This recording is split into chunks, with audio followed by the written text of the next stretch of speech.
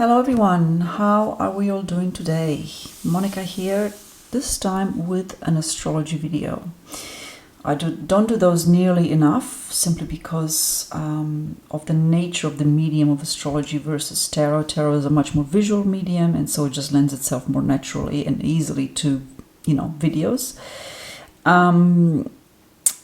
But that aside, I do want to talk about a really significant upcoming conjunction that will take place in February next year in 2026. I'm going to enjoy my cup of tea as I do so. And to start off with, the conjunction that I'm referring to is the conjunction of Neptune and Saturn. So I've got here two cards representing Saturn and Neptune, just so we can have a visual look at something while I'm chatting away. But I will point out that I don't agree with the use of keywords for astrology cards.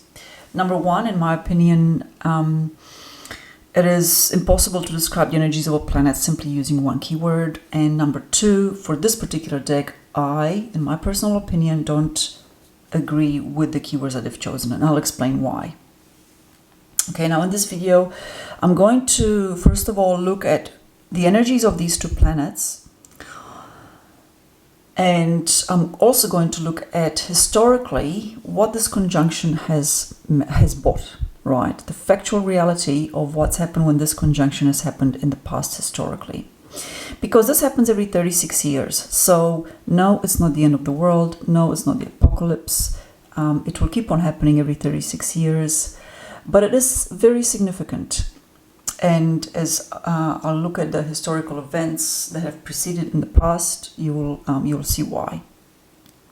Okay, so let's get back to this idea of these keywords. So I've got here Saturn representing truth, or being given the keyword truth. And in my humble opinion, that's not the accurate keyword to describe Saturn. I would perhaps choose reality as a better keyword. And while we can have a philosophical debate about, what is truth and what is reality and all that sort of stuff, and that's all very nice and warm and fuzzy, the fact is that whenever you ignore reality, and the limits and boundaries of your life, the limitations that you've got to work with, Saturn comes along and gives you a really good dose of reality. And sometimes that's very bitter, but it's so necessary. And ultimately, if one pays attention to what Saturn is really trying to show you, the rewards can be absolutely significant in one's life. Because Saturn, the keywords for Saturn are, yes, boundaries and limitations on one hand, but it's also about structure. It's also about order. It's also about tradition.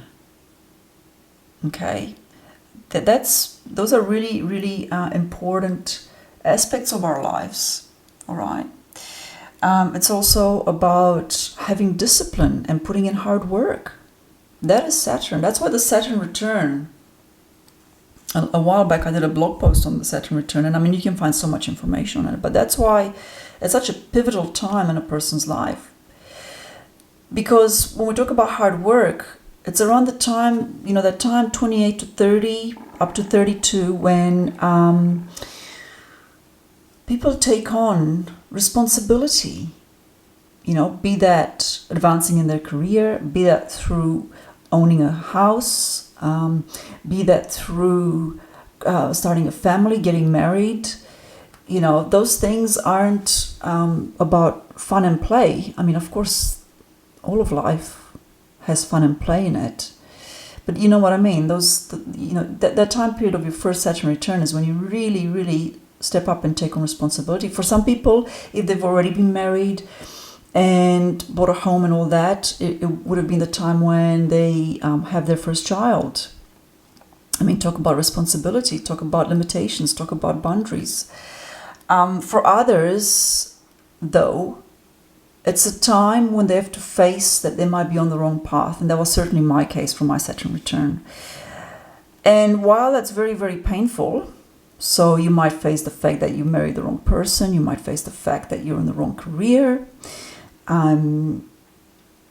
While those are really painful realizations, it's also a prime time to create something new, to really consider changing course. And should you follow through with that, despite the amount of hard work that's involved in doing those things, the rewards later on will be phenomenal. And that you put in the hard work to manifest things. Whereas people that just want to be Peter Pans forever will find that as time goes on, they pay a very heavy price for that. And rather than looking carefree and fun and unencumbered as life goes on, they just look, I don't know, I actually think some of them look really sad. But that's just me, and some people might very well disagree with that. Anyhow, so that's Saturn, all right? We talk about structure and order, we talk about tradition, we talk about authority and rules. Oh, how do you feel about that? Really, really interesting questions around that. So, Saturn is going to meet in mid-February 2026, Neptune. Neptune is a bit like the opposite of Saturn. It's about dissolution. It's about lack of boundaries. Neptune comes along and dissolves structures. All right. Neptune, yes, it's a card of sacrifice, but I would not put that as my first keyword. Neptune is very much the blurring of boundaries, dissolution, things breaking down.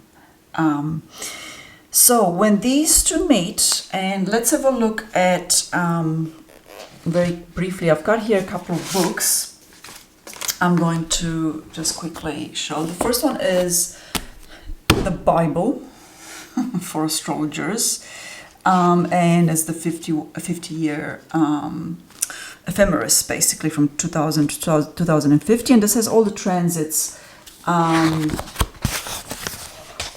for planets for every day, basically. So let's just find 2026. Excuse me, we've got a bit to go. So here we are. Probably can't see that very well, but I'll bring this up a bit and let's have a look and see if the camera picks it up. But essentially, now they are exact. See, Saturn here enters Aries, and I'll talk about the sign of Aries in a second. And it's 0 degrees Aries, and here is Neptune, 0 degrees already. And technically they are at exactly the same 0 degrees and 44 minutes for one, and the other one is 45. They are at, let's have a look, the 20th, I think. 20th? Yeah, 20th of February.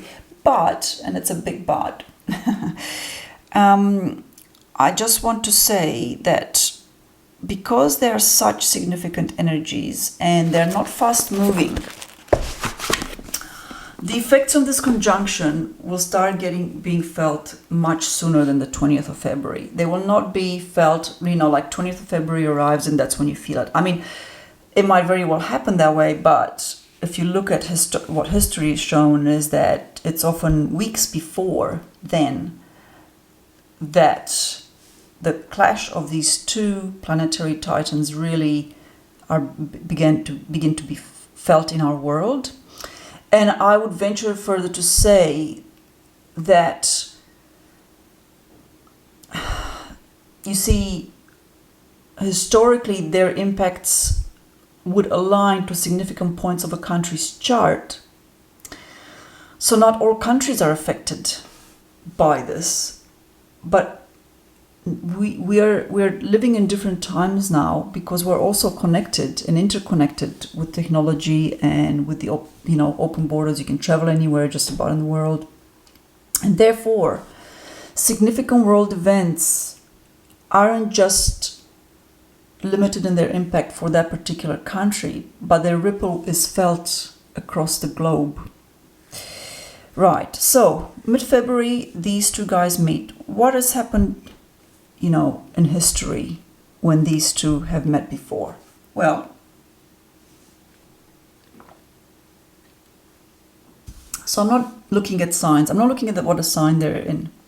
I'm looking in general. When these two have met every 36 years or so, when they meet, again, while the sensitives out there might pick up on the shift in energy, and it's intensifying as we progress through 2025 and we enter 2026.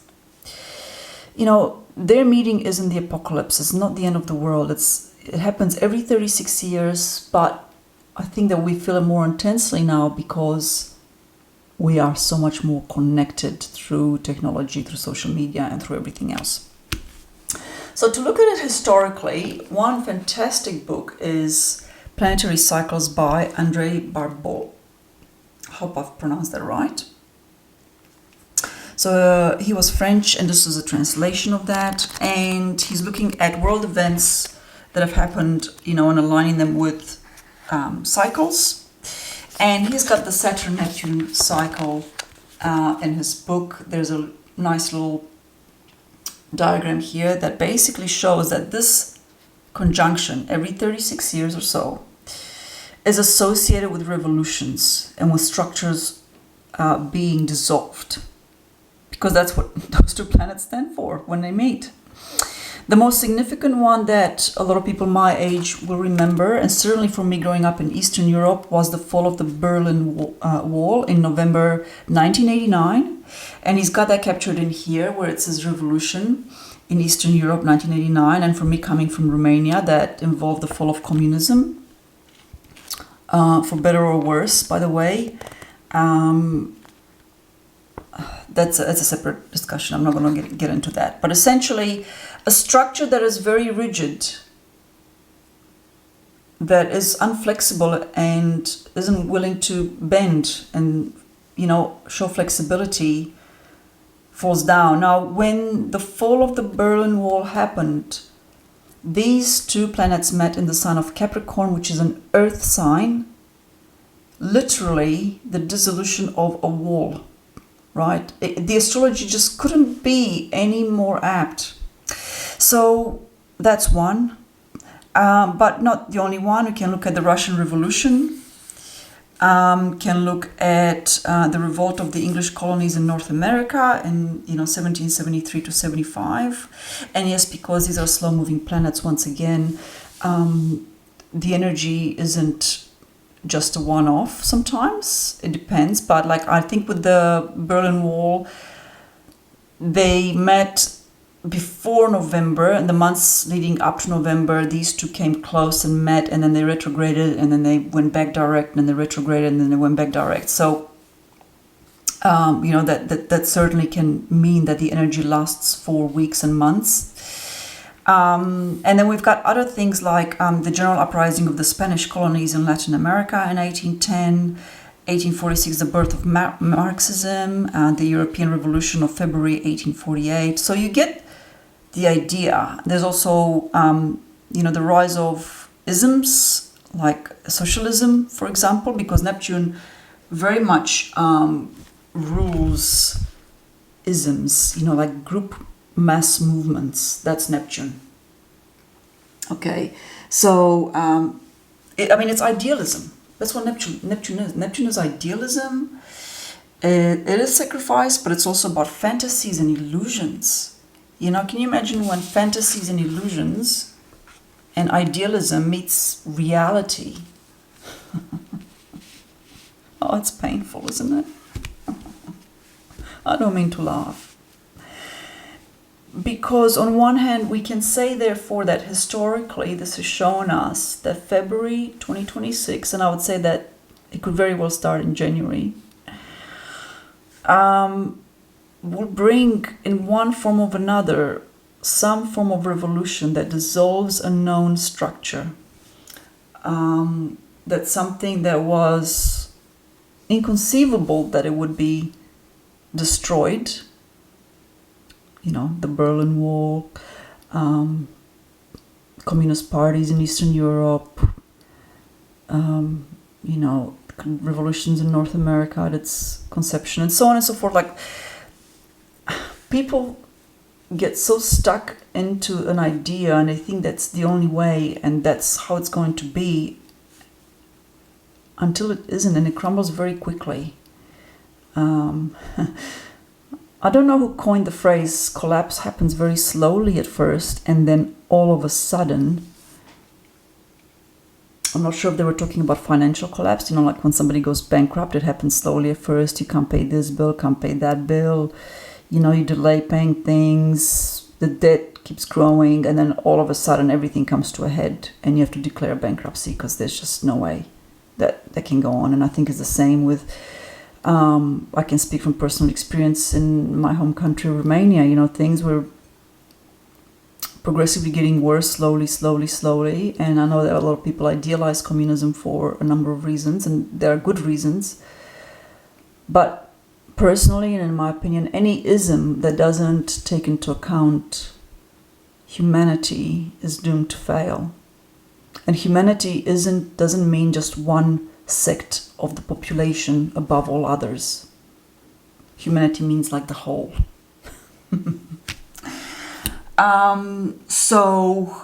Yes, Neptune does bring chaos and disintegration. Some really fantastic keywords you can also find in this book, Astrology Using the Wisdom of the Stars in Your Everyday Life. By the way, I highly recommend this for beginners. If you're a beginner and you're just trying to learn and you feel overwhelmed, this is a really, really good book. Okay, so on one hand, we can say that February 2026 will bring the dissolution, the disintegration of a known structure in somewhere in the world that will be very significant and will be felt, its ripples will be felt across the world. But on the other hand, I will put it to you, you know, these two planets are meeting in the sign of Aries. Let's talk about that actually, because I haven't covered Aries. Now, Aries does, I admit, lend itself to bloody revolutions. It's ruled by the god of war, Mars. It's a very impatient sign. It's a very action-driven sign. Aries is very courageous. Aries will fight for their beliefs. They'll go into battle. You know, these are the people that have guts to stand for what they believe in. But is that right, what they believe in? Is it for the good of all humanity, or have they convinced themselves that it is, while they ignore other aspects of humanity, other people? You know, in other words, is their ideal for a chosen few and to hell with everyone else? So Aries is also about personal development. So on one hand, this combination here, yes, historically, and especially in Aries, we can say, okay, like, I can't discredit or ignore the fact that a revolution of some form may very well take place, or a war of some sort will take place somewhere. That's not, like,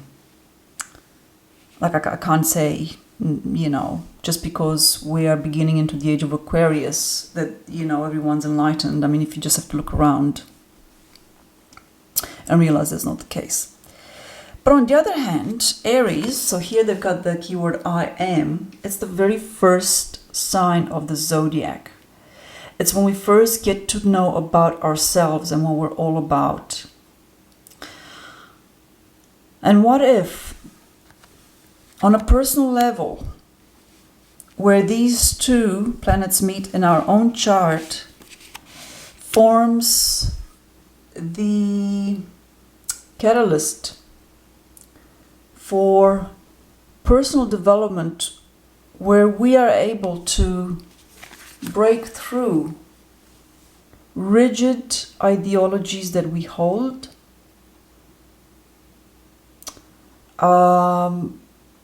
points of view that, we cling to as unshakable truths, although they're not really aligned with reality, the reality of being a whole human being.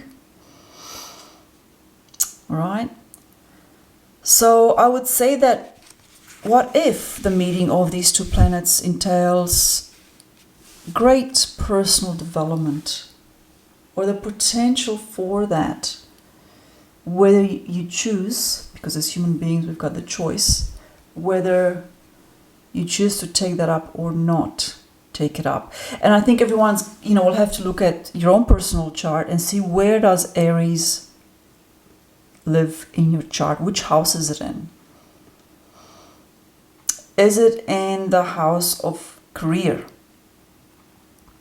Because in that case, the meeting of these two in your career house will challenge you in the sense of, have you identified with your title in your career completely? And who are you when that's no longer there? Or is it in the house, the 11th house of groups, for example, and networks and friendships? So you have to look at which house this falls in your own personal chart, and what beliefs have you adopted that you've set in stone as completely unflexible and immovable, because they might very well get challenged. And once this transit is over, weeks and weeks and probably months after these two guys first meet, you might very well and very likely see those parts of yourself and in your own life in a completely different light. Okay. So I'm just putting it out there, like, what if the meeting of Saturn and Neptune brings potent, fertile ground for our personal development?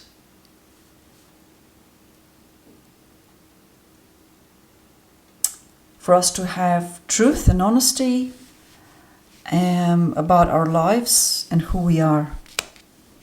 I'm just putting it out there. So I'm not saying, don't worry about history, because that was in the past and we are now in the year 2026, and because I have an iPhone, revolutions cannot happen in the modern world. I'm not saying that at all. I'm saying that for a great many people, perhaps this deep transformation, the dissolution of boundaries, the disintegration of rigid structures happens at a very deeply personal level, on an inner level, that ultimately brings you closer to being a whole human being. All right, as we personally develop. All right, so that's what I've got for today, and I hope this was interesting for you. There are many other resources and videos online on the meeting of these two planets that have already happened. I haven't watched all of them because some of them are hours long, and I don't have that kind of time. But in any case, if you're interested, the resources are out there if you wish to check up on this a bit further. But for now, thank you so much for being here. Thank you for watching, and until my next video, take care.